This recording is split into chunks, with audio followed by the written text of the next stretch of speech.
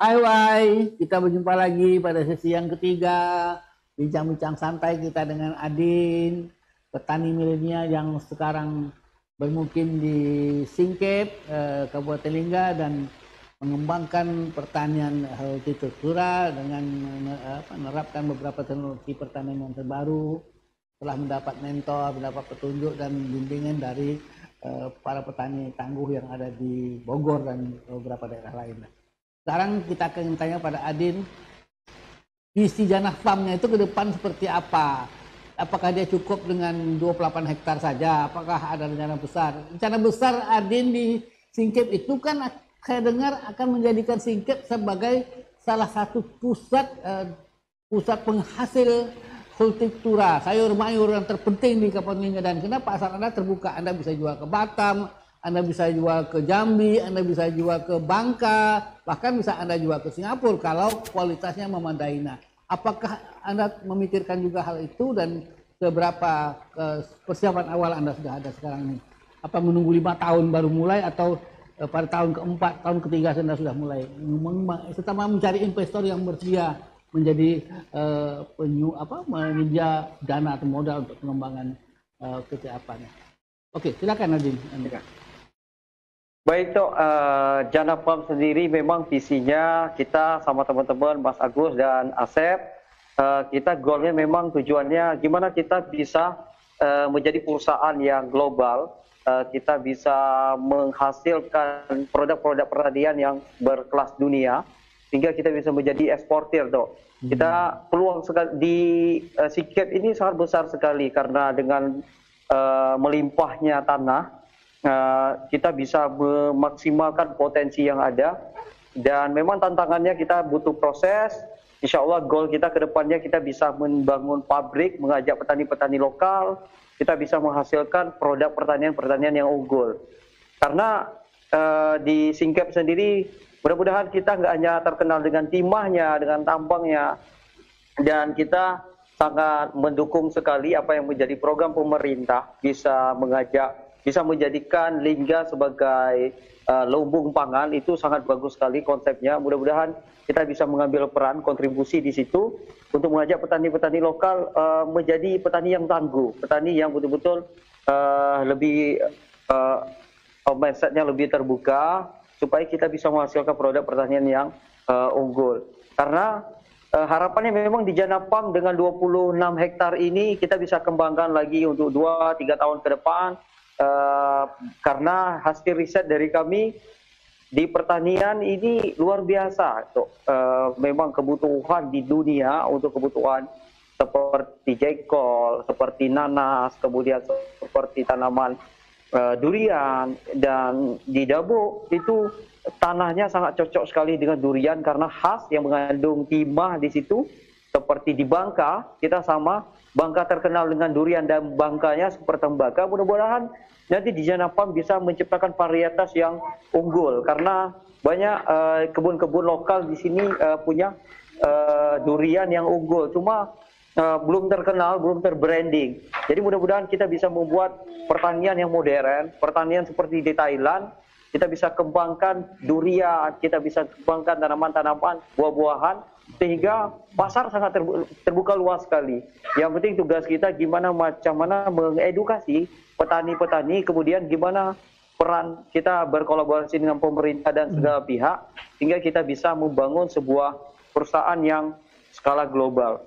Target kita sebagai owner di Janah Farm seperti itu, Tok. Mudah-mudahan kita bisa menciptakannya 3-5 tahun yang akan datang. Hari ini kami coba dengan kapasitas yang masih 8 hektar, kemudian kita naikin terus kapasitasnya ke depannya karena kebutuhan untuk produk-produk pertanian sangat banyak sekali karena orang butuh makan, Tok. Jadi sampai kapanpun pertanian insya Allah akan terus tumbuh. Memang prosesnya sangat menantang gitu. Anda ini kan persoalan Anda yang akan hadapi adalah investasi, modal untuk pengembangan usaha. Kan lahan sudah ada, tapi kan perlu juga dana investasi untuk beli bibit, beli pupuk, beli apa. Karena Anda ini juga akan, walaupun sekarang teknologi pertanian kan tidak hanya ekstensif arti lahan yang besar, tapi lahan yang sedikit pun dengan teknologi yang lebih maju bisa dikembangkan. Nah, Anda ini kan anggota daripada jaringan pebisnis muda yang di bawah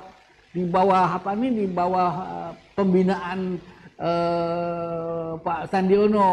Saya dengar seperti itu dan dekat sekali, terutama di kelompok TDA Anda itu seperti. Nah, bagaimana Anda membangun jaringan itu? Anda sudah berkomunikasi dengan mereka sebagai sumber investasi, sebagai sumber pendukung investasi Anda seperti itu, ada jaringan ke sana dengan kalangan di pengusaha-pengusaha muda Indonesia yang lain? Iya, kalau dari TDA, alhamdulillah kemarin TDA bulan tahun ke-15, memang di TDA luar biasa kita mendapat edukasi yang mendapat mentor-mentor yang dengan senang hati membagikan ilmunya. Memang kita belajar bisnis toh, nggak hanya di komunitas yang lain, kita nggak hanya di TDA, kita belajar juga di HIPMI, kemudian kita belajar di SRM, Saudagar Rumpun Melayu, mentor kami, Tok Rida yang saat ini wawancara kami. Dan kami juga saat ini memang masih fokus ke hulunya dulu toh. Hulunya kita benahin dulu, kita pelajari dulu selama 2 tahun.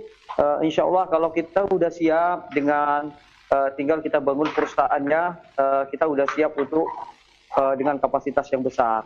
Jadi kedepannya memang fokusnya dulu hari ini kita masih fokusnya di hulu dulu. Kita benahi yang ada dulu 26 hektar ini. Target kita mudah-mudahan 1-2 tahun kita bisa bangun perusahaan yang bisa skala global. Saat ini kita masih proses toh.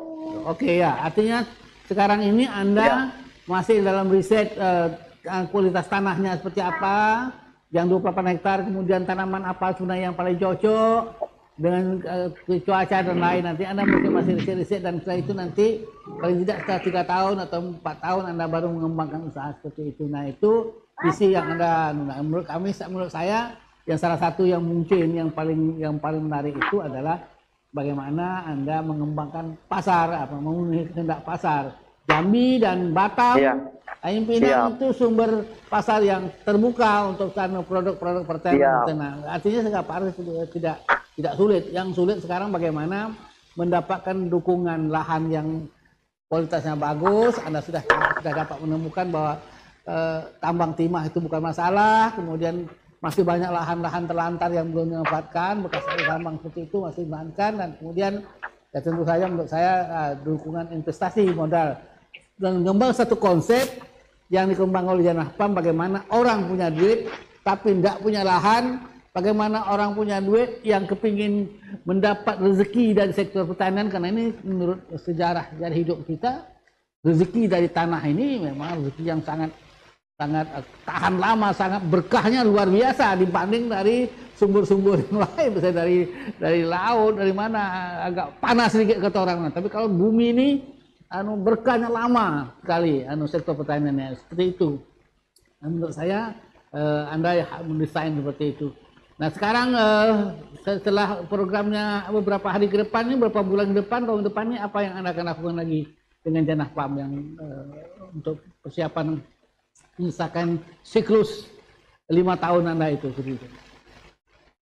Iya, jadi hari ini kami masih menanam dengan per periode ya toh. Jadi kita bulan ini kita tanam, kemudian kita ada tanam, ada tomat 5.000, kemudian kita ada tanam melon 2.000, kita ada tanam bawang setengah hektar, kemudian kita ada tanam semangka sekitar 6.000, 8.000, kemudian kita ada tanam jagung 20.000. Jadi tiap bulan kita gilir toh. Nah, tapi memang untuk menanam itu butuh biaya.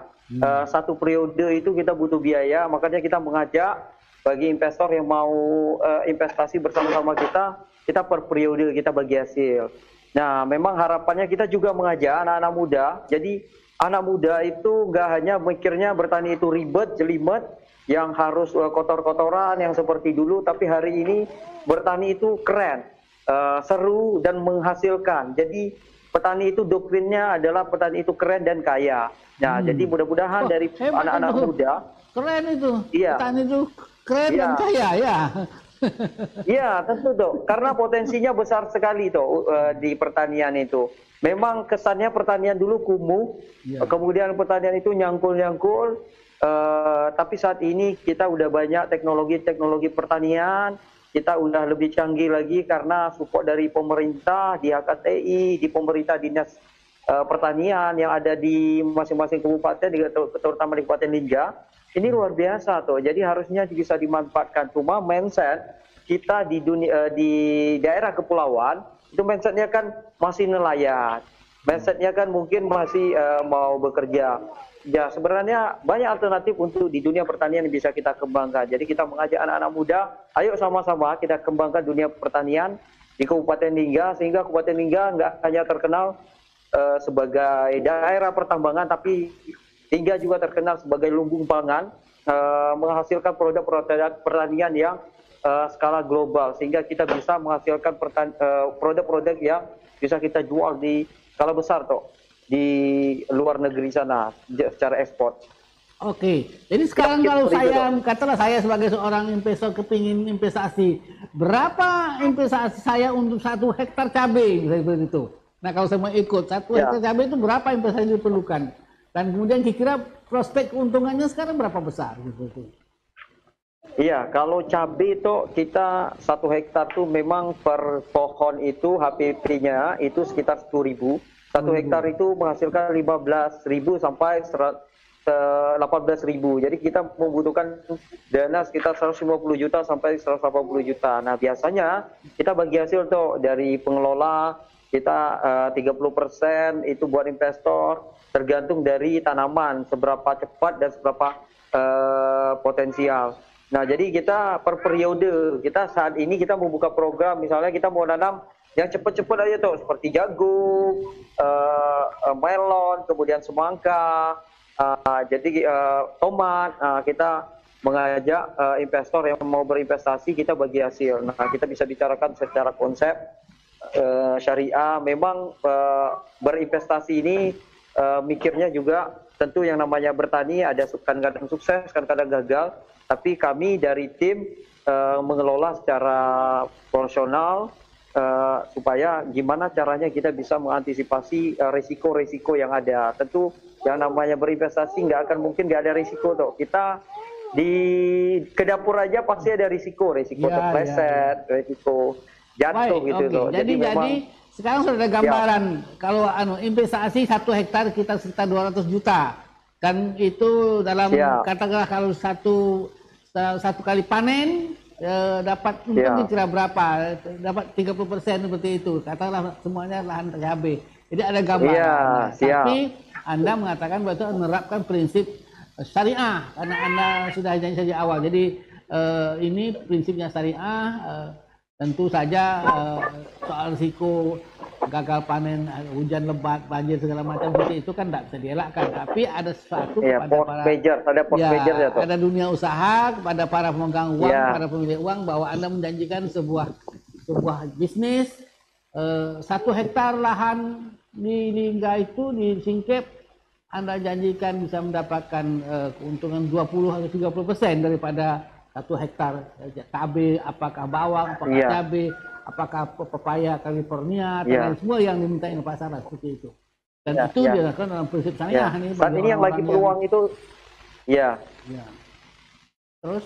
Ya saat ini yang lagi peluang tuh kita sebenarnya lebih bagus itu tanam nanas, tanam durian yang tanam jangka panjang.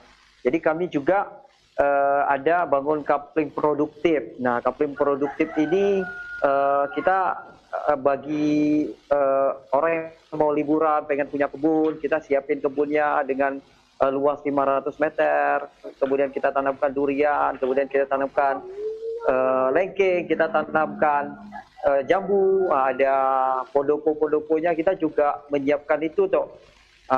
Jadi bagi orang yang mau melepas penatnya atau mau pengen berlibur di Kabupaten Lingga, pengen punya kebun, kita siapkan karena potensi untuk berkebun durian itu besar sekali, jangka panjang. Memang prosesnya agak sedikit lama, tapi seru ya kalau kita bisa jalan-jalan ke Lingga, datang ke kebun, kemudian kita punya kebun durian, kita punya kebun lengkeng, itu seru sekali dok. Ya, oke. Tanaman keras seperti durian. Iya, tanaman tahunan kan, dok, tanaman tahunan. 5 tahun, tapi kalau durian kan ada musangking, Yang lain-lain Iya. bibit baru yang lebih Iya. pendek, mungkin 3 tahun tidak bisa menghasilkan ya. Jadi Anda bisa mengembangkan. Iya, Tapi betul. yang mungkin para pemirsa yang ingin tahu adalah konsep bisnis pertanian yang Anda kembangkan itu adalah sebuah konsep bisnis kebersamaan dengan menggunakan syariah sebagai basis dan menawarkan bagi hasil setidak-tidaknya 30% dari setiap kali panen. Dan Anda konsentrasi di sektor hortikultura yang paling pendek bisa 1 tahun, bisa 3 kali panen seperti itu. Nah, itu mungkin konsep bisnis yang ada, yang Anda kembangkan, mungkin yang menarik bagi pemirsa sekarang. Oke, Adin, terima kasih. Anda sudah berbincang-bincang dengan ini semuanya, dan mudah-mudahan semangat yang Anda kembangkan ini menjadi inspirasi bagi teman-teman muda, petani-petani muda yang sekarang sedang kebingungan mau bikin apa usahanya. Punya tanah tapi tidak tahu mau diapakan, punya modal tidak tahu mau diapakan. Jadi Anda menawarkan sebuah solusi bisnis masuk pertanian dan itu bisa dikembangkan. Baik, Adin, terima kasih. Para pemirsa sekalian, terima kasih karena Anda semua sudah menonton acara ini, mendengar bincang-bincang kami melalui teknologi Zoom ini.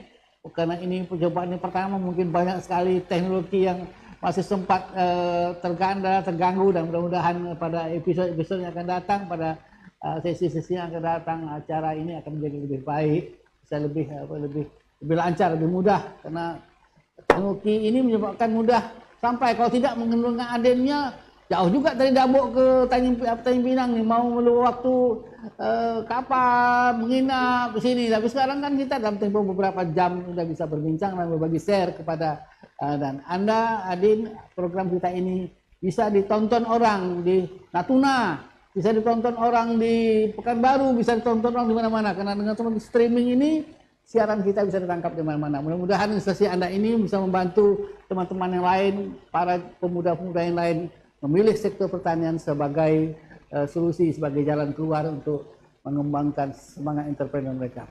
Baik pemirsa sekalian, kita berjumpa lagi pada sisi minggu-minggu yang datang dengan topik yang beda. Hai, assalamualaikum warahmatullahi wabarakatuh. Waalaikumsalam warahmatullahi wabarakatuh. Batin dan cindai.